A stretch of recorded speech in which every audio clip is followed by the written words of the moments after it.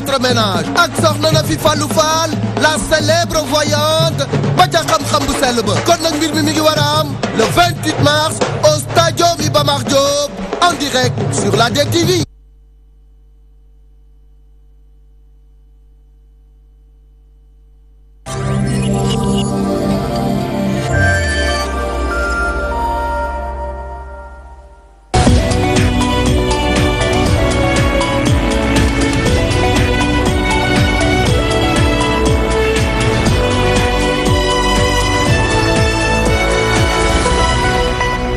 Bonsoir à toutes et à tous. Merci de nous suivre sur DTV. Les titres de ce journal.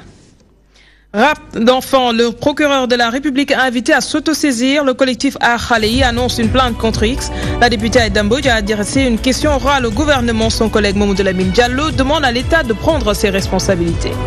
Dette aux écoles de formation, la Fédération des établissements privés d'enseignement supérieur accule le ministre de l'économie et des finances et dénonce une mauvaise volonté de sa part. Un sit-in est prévu devant les locaux du ministère en question. Deuxième jour de grève du Sytjust, synonyme de casse-tête des justiciables. Beaucoup n'ont pas pu récupérer des papiers ou assister à l'audience de proches. Les travailleurs de la justice exigent la satisfaction de leurs revendications. Et enfin, Magal Kassou Radiap, événement qui marque la commémoration de la naissance de Serigne Fallou. Le gouvernement s'engage à satisfaire les doléances formulées. Le gouverneur de Diourbel a donné des garanties. Nous l'écouterons en fin d'édition.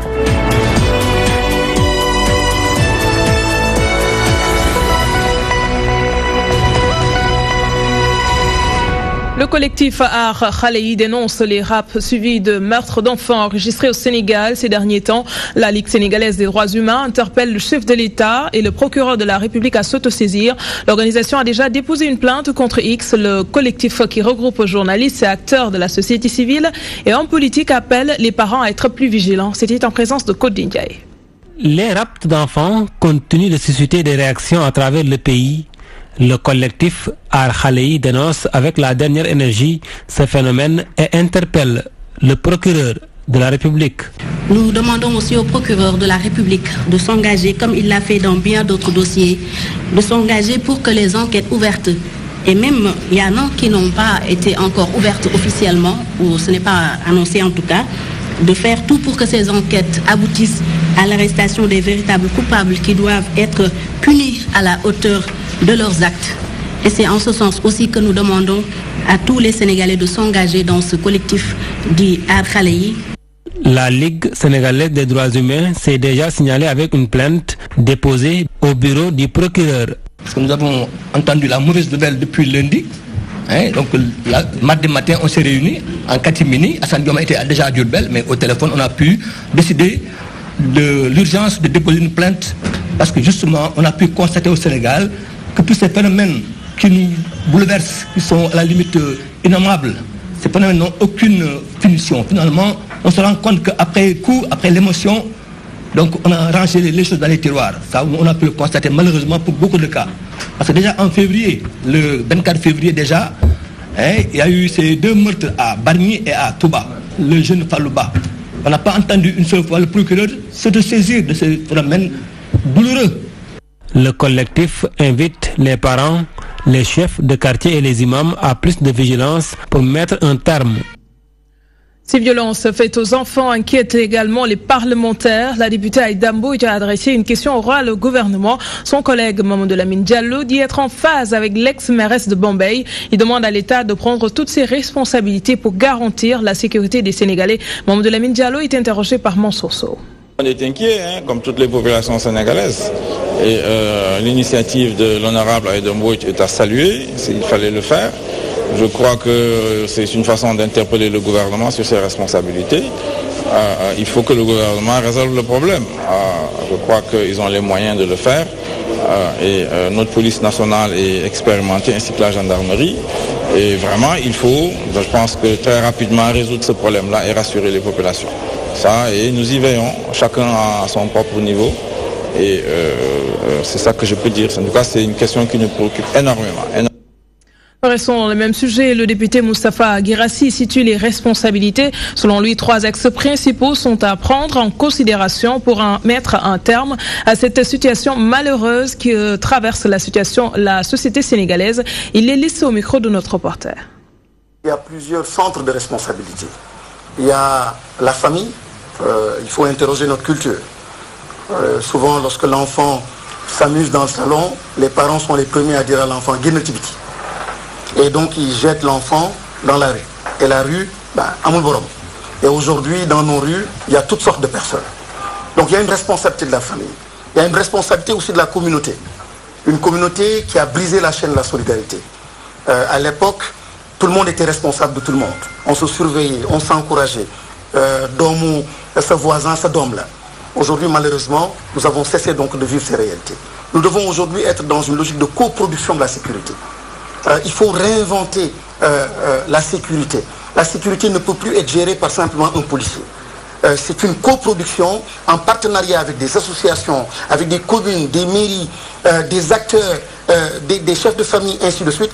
En ce moment, on peut, et surtout l'Afrique a les moyens de réussir en fait cette coproduction de sécurité. Les autres peinent à le faire parce qu'ils n'ont peut-être pas cet élan de solidarité que nous avons. Nous avons déjà des atouts. La cellule nationale de lutte contre la traite des personnes demande aux magistrats d'appliquer la loi envers les personnes qui violentent ou maltraitent les enfants et les femmes pour mieux les sensibiliser. En renforcement des capacités des procureurs généraux, avocats et substituts a été initié dans ce sens. Pour plus de détails, suivant les propos du coordonnateur de la cellule nationale de lutte contre la traite des personnes à l'ONUDC, Issa Siaka, et avec Mamadou Diop. Et l'objectif de la formation, justement, c'est de sensibiliser les magistrats sur ces possibilités-là, mais pas seulement, c'est également de prendre en charge les questions liées à l'exploitation de la mendicité, à l'exploitation de la prostitution déguisée, à la prostitution forcée, et également à l'exploitation du travail domestique, parce que c'est les trois formes les plus visibles au Sénégal. Donc nous voulons vraiment sensibiliser les chargés d'application de la loi pour que la loi sénégalaise s'applique davantage sur ces questions-là. Justement, c'est ce que j'ai dit, c'est justement l'application de la loi. Parce qu'au Sénégal, la loi de 2005 sur la traite des personnes, d'abord, n'est pas très bien connue et l'application est assez timide. Donc nous voulons plus de poursuites, plus de condamnation, parce que justement, il y a des gens qui exploitent des enfants, il y a des gens qui exploitent des femmes, et ces personnes le font de façon impunie. Donc nous voulons plus de poursuites, plus de condamnation sur ces questions de traite des personnes.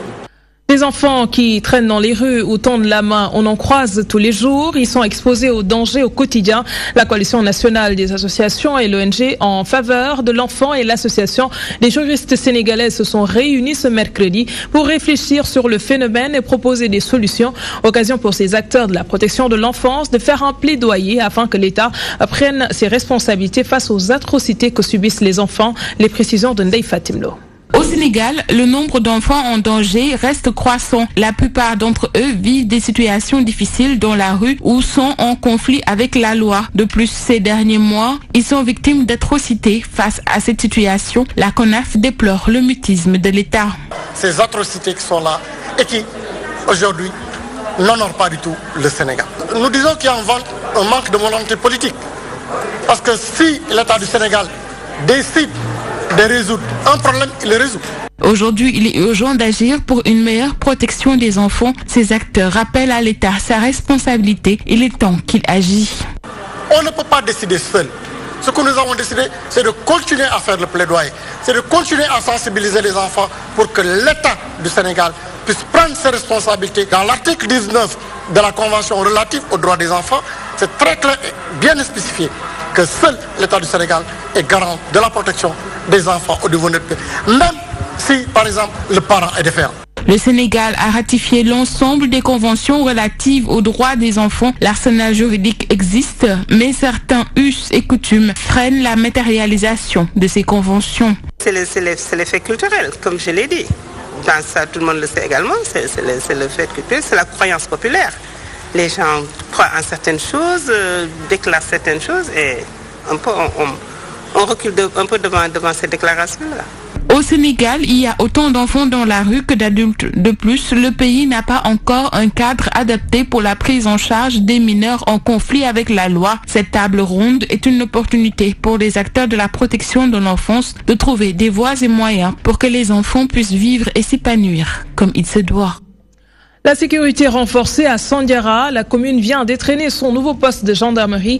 L'insécurité est une réalité dans cette localité avec les nombreux cas de vol de bétail et agressions récurrentes enregistrées. Situation qui hante le sommeil des populations avec ce nouveau poste de gendarmerie. Ces inquiétudes seront bientôt un vieux souvenir. Le ministre des Forces armées, Augustin Tine, a inauguré le bijou.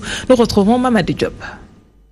Avec ce nouveau poste de gendarmerie, les populations de la commune de Sandiara vont désormais vivre dans la sécurité et vaquer librement à leurs occupations. Le maire de la commune a fait savoir qu'avant l'érection de ce poste de gendarmerie, Sandiara était confronté entre autres à un vol de bétail intense et à de nombreuses agressions du fait de l'insécurité galopante dans la zone.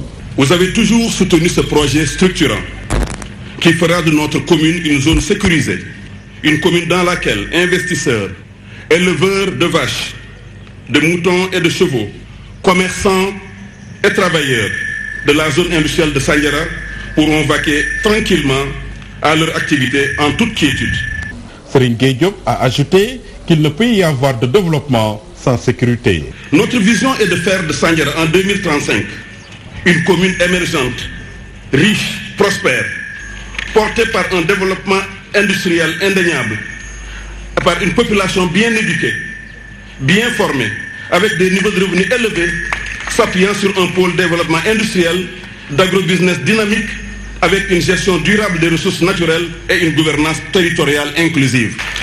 Vous conviendrez, Monsieur le ministre, une telle ambition ne peut se réaliser que dans la paix et dans la sécurité. Venu inaugurer le poste de gendarmerie, le ministre des Forces armées a laissé entendre que la structure entre dans le cadre de la sécurité de proximité déroulée par l'État du Sénégal. D'abord, elle s'inscrit dans une dynamique de gouvernance sécuritaire de proximité, à travers le rapprochement et la bonne entente entre le citoyen et la gendarmerie, mais aussi dans une volonté manifeste de cette dernière d'améliorer l'occupation de l'espace par un maillage plus étoffé. Pour le bon fonctionnement de cette gendarmerie, le maire de Sandiara a offert gracieusement un véhicule au personnel. Un geste salué par Augustin Tine. Le ministre des Forces armées en a profité pour informer qu'un lot de véhicules va bientôt être distribué aux différents postes de gendarmerie construits dans tout le Sénégal. Je l'ai annoncé en titre, l'État doit 16 milliards de francs CFA aux écoles de formation. La Fédération des établissements privés d'enseignement supérieur déplore ce qu'elle qualifie de mauvaise volonté de la part du ministre de l'économie et des finances. La FEPES ajoute qu'Amadouba cherche à saboter le projet de caser les étudiants non orientés dans les écoles de formation. Ses membres prévoient d'ailleurs un sit-in devant les locaux du ministère des Finances pour se faire entendre, n'est-ce pas, Djibi Sardioni? Les difficultés s'accumulent, les préoccupations toujours occultées. La Fédération des établissements privés d'enseignement supérieur n'en peut plus de la dette que l'État lui doit. Elle flingue le ministre de l'économie, Amadouba. Je ne peux pas comprendre, ou nous ne pouvons pas comprendre, qu'un ministre des Finances se comporte comme un roi, fait ce qu'il veut et ne prenne pas en compte ces priorités-là.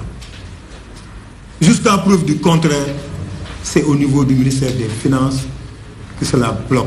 Pour mieux se faire entendre, la FEPES entend dérouler son plan d'action les jours à venir. Nous avons envisagé, entre autres, de déposer une demande d'autorisation de sitting au niveau du ministère de l'économie et des finances,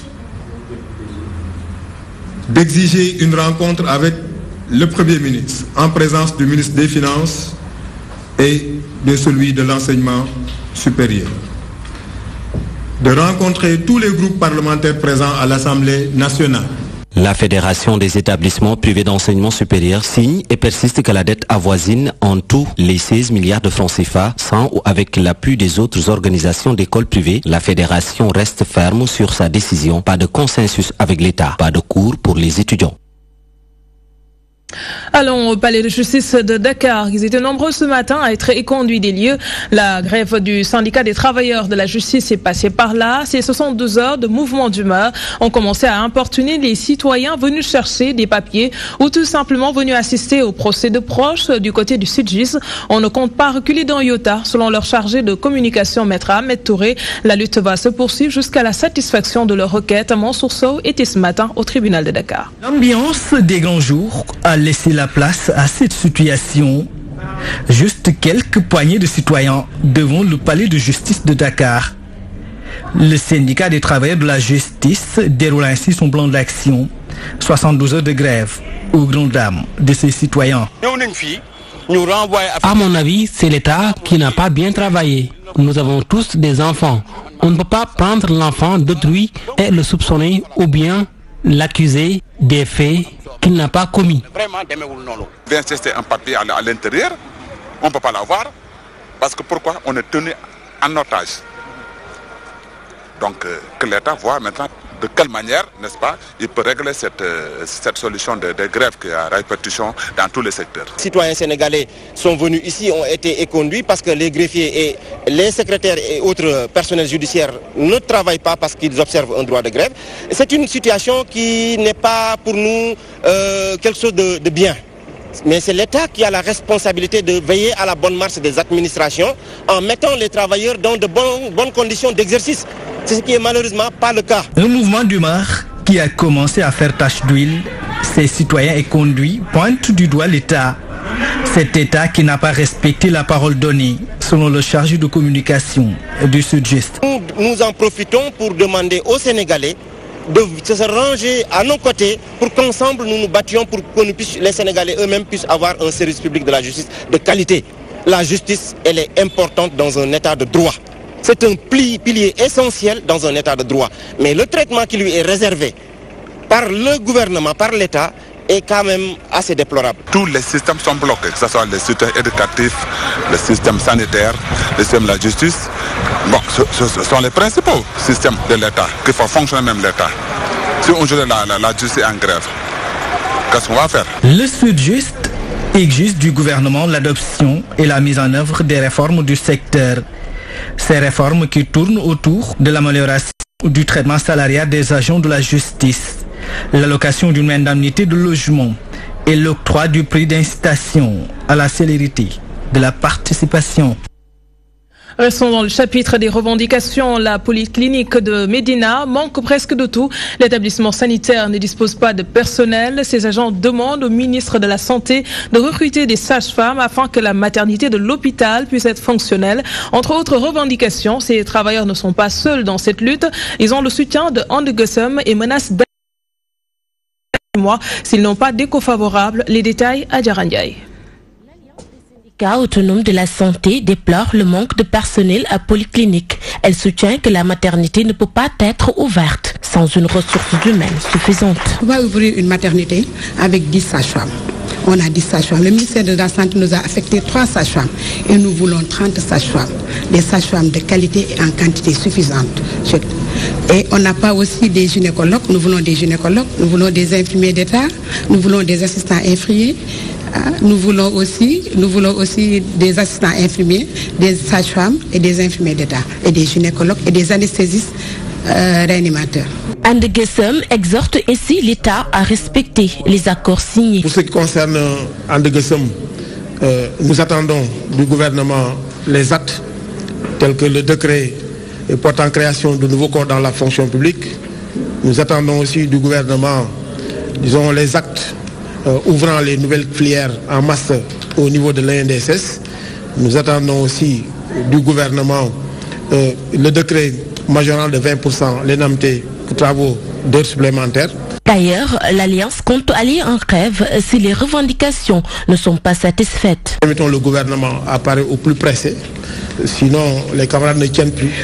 Et au-delà du 31 mars, comme on l'a dit, le gouvernement sera responsable de toutes les perturbations parce que nous ne manquerons pas d'élaborer des plans d'action pour que tout le monde rentre dans ses fonds.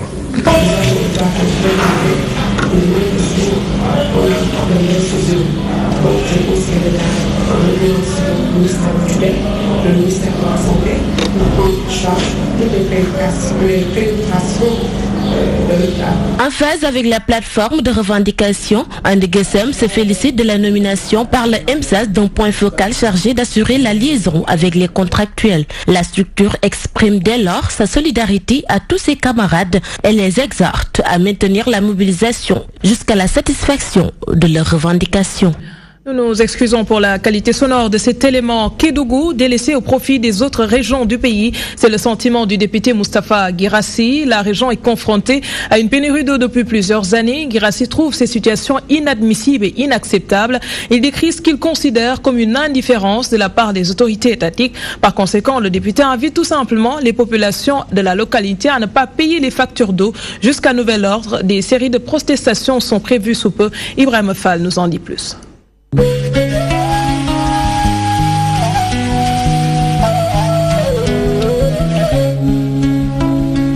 Le député Moustapha Guirassi dans tous ses états. La pénurie d'eau dans la région de Kédougou est passée par là, inadmissible aux yeux de l'ancien ministre de la Communication sous le régime de Abdoulaye Wade. Au moment où est chanté au peuple sénégalais tous les jours la litanie des exploits et vertus du PSE, plus de 95% de la région de Kédougou stagne dans une pénurie d'eau courante et potable, inacceptable dans notre pays au XXIe siècle.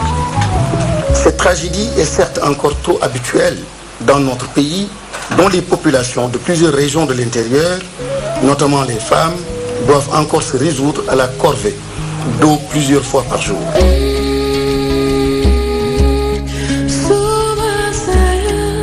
L'inacceptable, c'est surtout l'indifférence affichée des autorités publiques face à ce lancinant problème qui assaille régulièrement les populations de ces régions depuis quelques années déjà.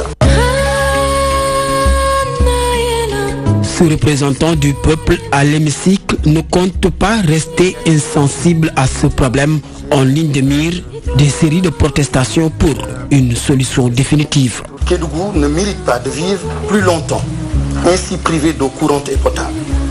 Je me fais le porte-parole de ces populations pour exiger le retour sans délai de l'eau. Si rien n'est fait, je vous notifie d'ores et déjà que j'appellerai et encouragerai les populations à mettre en œuvre une série de mesures de protestation, signature d'une pétition nationale, marche pacifique devant la gouvernance et enfin, si rien n'est toujours fait, boycott du paiement des factures jusqu'à nouvel ordre. Depuis presque 5 ans, la région de Kédougou souffre de pénurie d'eau. Une situation qui affecte plus de 95% de la population. Au banc des accusés, le gouvernement du Sénégal qu'il qualifie de démagogue.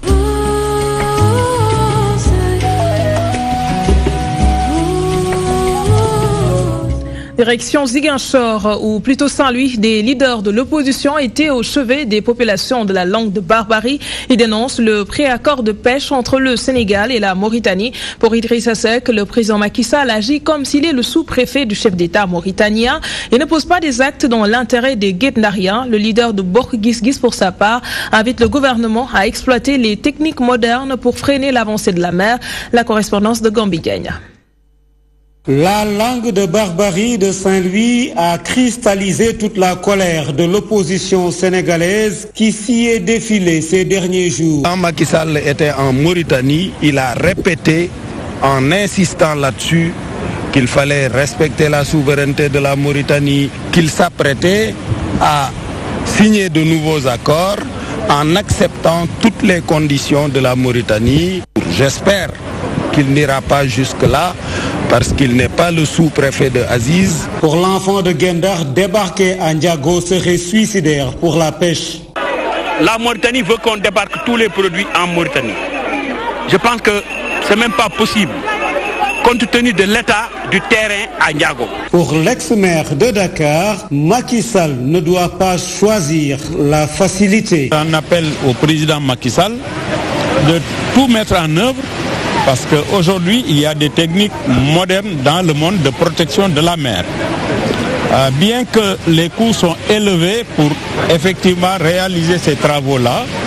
C'est de ça qu'il s'agit. Parce qu'aujourd'hui, toute l'économie locale saint-louisienne repose sur la pêche. Et ça, tout le monde le sait. En attendant, la mer continue ses ravages. Au même moment, 7 personnes ont été blessées suite à l'affaissement d'une maison dans la langue de Barbarie avec 4 blessés graves. Parlons à présent du Kazu Rajab 2018. L'événement religieux est prévu le 13 ou le 14 avril prochain. Plusieurs doléances ont été formulées au cours du CRD spécial consacré à ce Magal qui marque la naissance de Serigne Fallou Mbacké, deuxième khalife général des Mourides. L'État a pris l'engagement de les satisfaire. Le gouverneur de Diourbel soutient que les autorités feront tout le nécessaire pour réussir l'édition de cette année. Voici le gouverneur Moustapha Ndao au micro d'Elash Modougay. Dans les domaines donc qui ont été cités, de la sécurité, de la santé, de l'hygiène, de l'assainissement, de l'hydraulique, de l'énergie, la Sénélec en particulier, mais également donc l'énergie en termes de bois de chauffe, la communication et les télécommunications. Donc tout cela, c'est des points sur lesquels on a eu à discuter et des mesures ont été arrêtées. Et nous allons tout faire pour que, comme nous l'ont demandé nos autorités, qu'on puisse effectivement ces mesures arrêtées soient exécutées correctement. On va s'y atteler, on va tout faire pour que cela effectivement arrive. En matière de sécurité, vraiment la grande innovation sera qu'on va appliquer cette fois-ci le plan donc, de circulation du Grand Magal. Ça va être le grand test. Et on va essayer de tout faire pour appliquer ce plan-là. Avec les laissez-passer qui vont avec. Donc nous demanderons au comité d'organisation de voir avec le commissaire de Touba comment faire ces laissez-passer en nombre suffisant pour toutes les autorités religieuses, mais également en nombre limité pour qu'on n'ait pas trop de laissez-passer. Finalement, la mesure n'aura plus d'efficacité. Nous changeons de registre. La conscience agissante pour l'entraide sociale en croisade contre la dépigmentation. Ces femmes exigent la réglementation de la vente de ces types de produits. Elles ajoutent que malgré les mises en garde faites par les professionnels de la santé sur les conséquences de la dépigmentation sur l'épiderme, beaucoup de femmes continuent d'utiliser les produits dépigmentants. Pour la conscience agissante pour l'entraide sociale, il faut accentuer la sensibilisation. Nous rejoignons Pape Malik Fall. Les méfaits de la dépigmentation inquiètent beaucoup les membres de la conscience agissante pour l'entraide sociale. Convaincus des dangers d'un tel fléau, ces femmes ont tenu une rencontre pour discuter sur la question. C'est un fléau qui est une réalité au Sénégal. Beaucoup de femmes en souffrent. Notre association, en phase avec la population, a choisi un thème pour combattre cela. Car, malgré les consignes des médecins, les problèmes demeurent. Une occasion pour la présidente de l'association d'attirer l'attention de la jeune féminine sur les conséquences de ce phénomène. Nous lançons un appel aux femmes afin qu'elles soient conscientes des dangers de ce fléau. La dépigmentation détruit la peau. À n'en croire cette dermatologue, la lutte contre la dépigmentation passerait par la réglementation de la vente de ces produits. Nous demandons aux autorités de réglementer la vente des produits et mettre à la disposition des femmes de bons produits. Et mettre à la disposition des femmes produits non dépigmentants. Au-delà des effets dermatologiques, la dépigmentation peut entraîner plusieurs maladies chez la femme comme chez l'homme, à savoir l'hypertension artérielle, le diabète, et la liste n'est pas exhaustive. Et c'est tout pour ce soir. Merci de nous avoir suivis. Merci à l'équipe technique. Dans quelques instants, le journal avec BBC Afrique. Passez d'excellents moments en compagnie de nos programmes.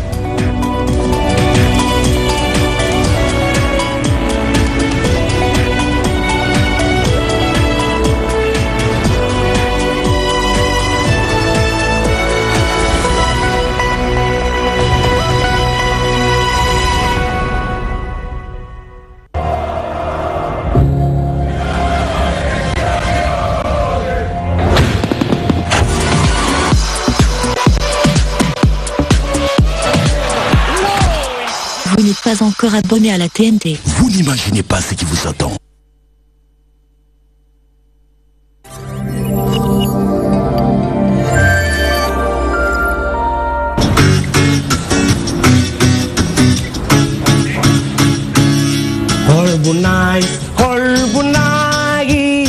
Moi defar sa yoon halat bu nice xol bu nice mooy defar lan ngeen mooy defar sa yoon parce que tey boo iñaanee da ngay nekk si ay